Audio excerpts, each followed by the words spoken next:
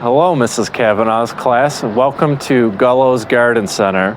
My name is Mr. Gullo, and I'm really excited to be your guide today and to take you on a tour of the Garden Center.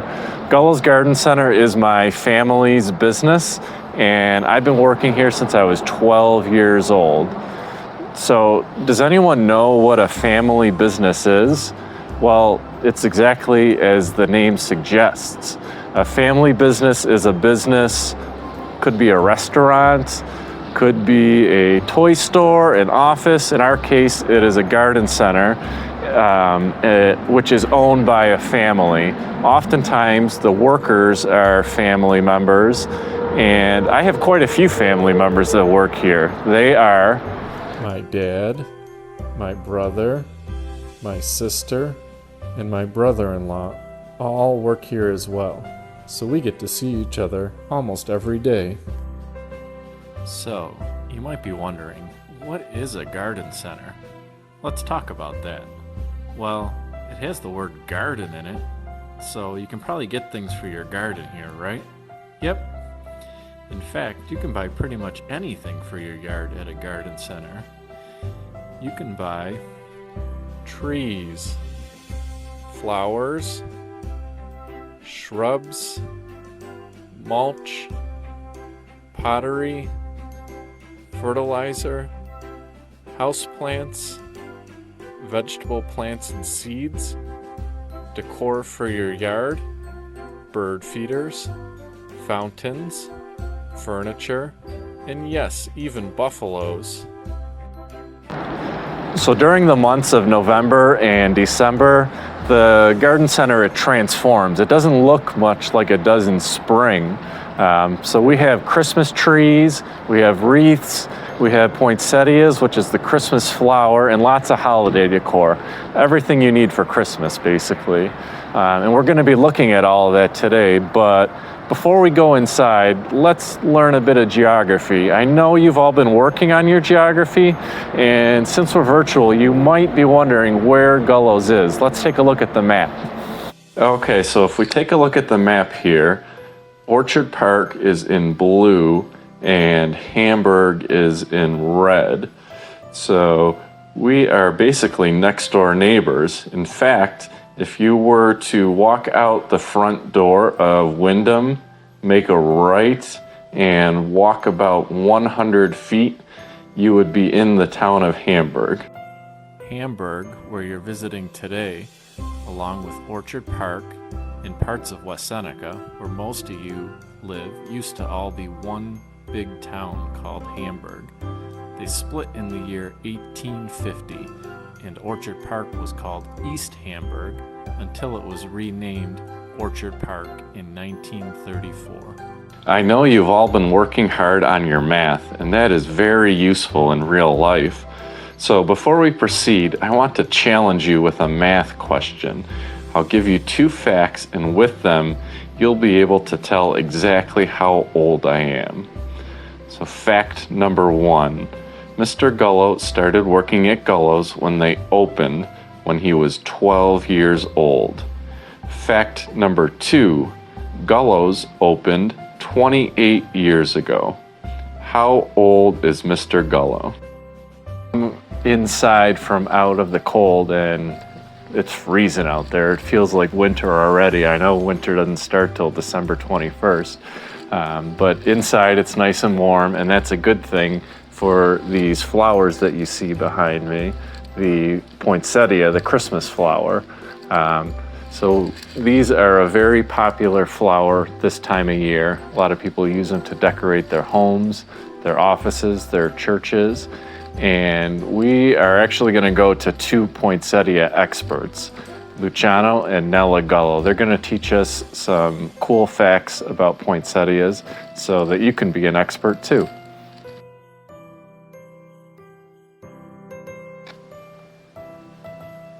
Hello, my name is Nella Gullo, and this is my brother Luciano Gullo. We're going to learn about some poinsettias today. This is red, that's white, this is pink, this is speckled. Here are some fun facts that you may not know. You may think that this is the flower, but it's not. Can you zoom in? This is the flower.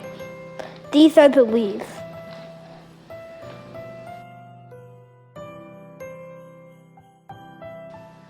Wait, one more fact you may not know is that poinsettias grow in the wild in Mexico and Central America.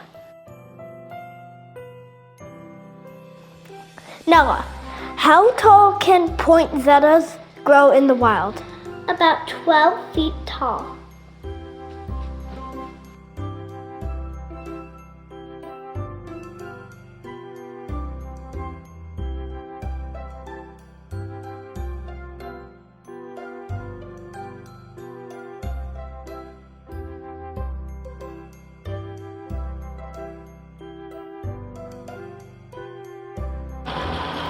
All right, we are out in the trees now. Who's ready to take a look at some Christmas trees? The first one we're going to look at is a Fraser fir, but before I talk about that, I want to talk about the differences. You notice that these trees, even though it's December, still have their needles. You might have noticed in your yard, there's a lot of trees that lost all their leaves. So there are two main different types of trees. There are deciduous, those are the trees that lose their leaves, and there are evergreens, like the Fraser fir, which hold their needles year-round. This is my favorite tree, actually. My family puts one up every year. Thing I like about it is, if you look underneath, you can see the needles they kind of have a little bit of a bluish hue to them. And the branches are really strong for heavy ornaments. These trees come from North Carolina. Quiz time. Does anyone know where North Carolina is? Let's take a look at the map. Is it the red state, the orange state, the yellow state, the blue state, or the green state? I'll give you a hint. These trees come from where their natural habitat is, which is the Southern Appalachian Mountains. Okay, if you guessed orange state, you're correct. Okay, the next tree we're going to look at is the Douglas fir right here. As you can see, these trees tend to be a little bit wider than the Fraser fir, and the color is a little bit more greenish than blue.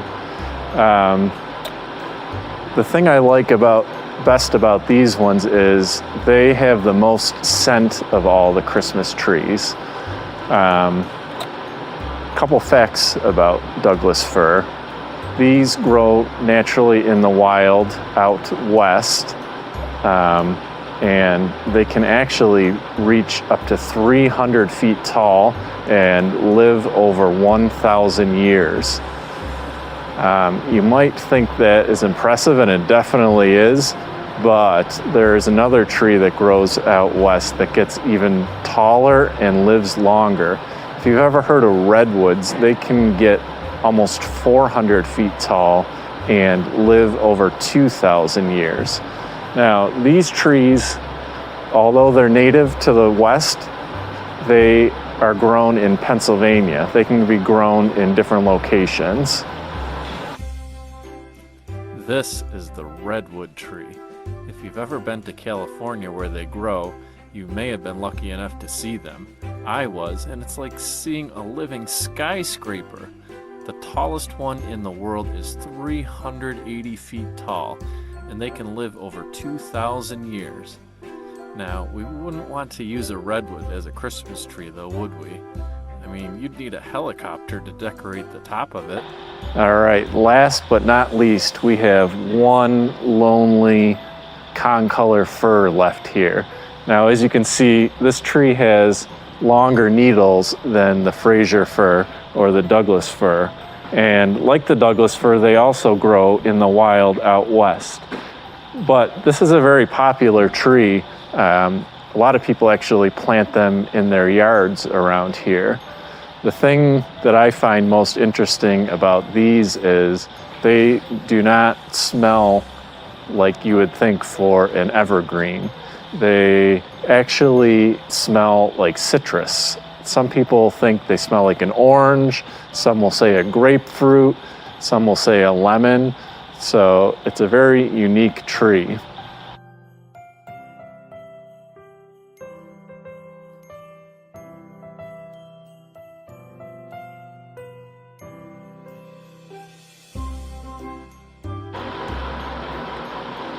Okay, I think I found a good tree here for us to cut down and take home. It's a nice full Fraser fir, probably about 7.5 feet tall. Before I cut it down though, I want you to all guess how old this tree is. Do you think it's 3 years old, 20, 100? We are gonna go to Luciano Gullo, and he is going to tell us how to find out exactly how old this tree is. Now, I'm gonna need you to get your stump pieces out and follow along. Luciano, how old is this tree? Well, you have to count the rings on the bark to see how old it is. 1, 2, 3, 4, 5, 6, 7, 8, 9, 10, 11, 12, 13, 14, 15. That's how old the tree is. Okay.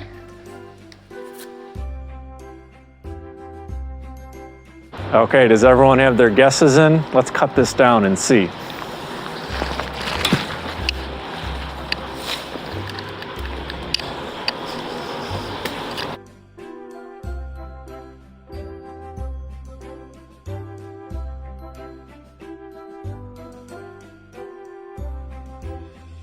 Okay, so you might have noticed when you were handling your stump sample and counting your rings, you got a little bit of sap on your hands, some sticky stuff. That actually blocks the tree from taking in water. So what we're gonna do is actually put a fresh cut on this with the saw, and then we will count the rings and see how old this tree is.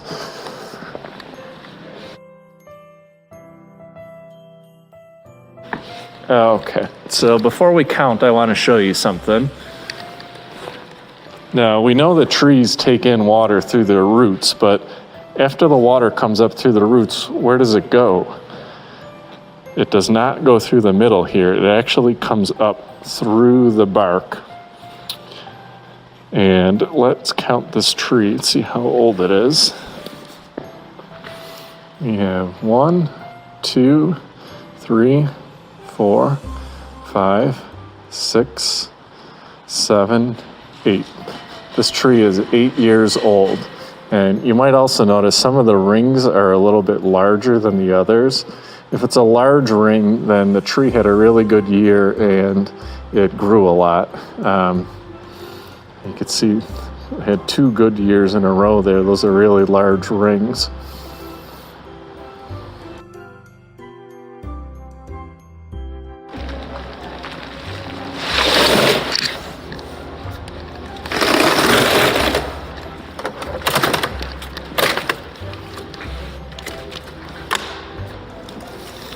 Okay, we have the tree all baled up, and now all we gotta do is tie it to the car roof and bring it home.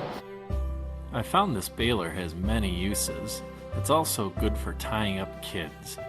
Just don't put them on the roof of your car with the tree, okay? Okay, we have our tree all loaded up and ready to go home to decorate.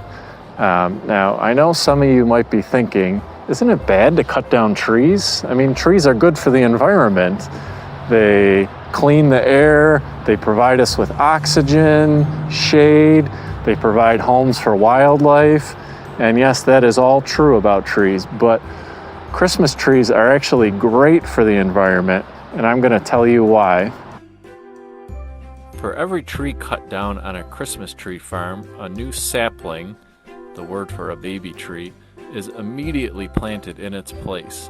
Instead of cutting down trees and clearing the land to build things, Christmas tree farms have hundreds or even thousands of acres of trees cleaning our air and producing oxygen for us to breathe, providing shade and homes for wildlife.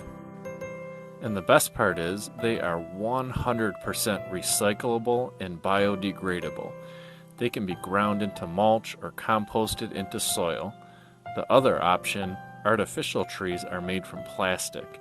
They usually last 7 or 8 years and then are thrown into a landfill where they can take 500 or more years to decompose. Wow. Feel good knowing you are doing planet Earth a favor by putting up a real tree.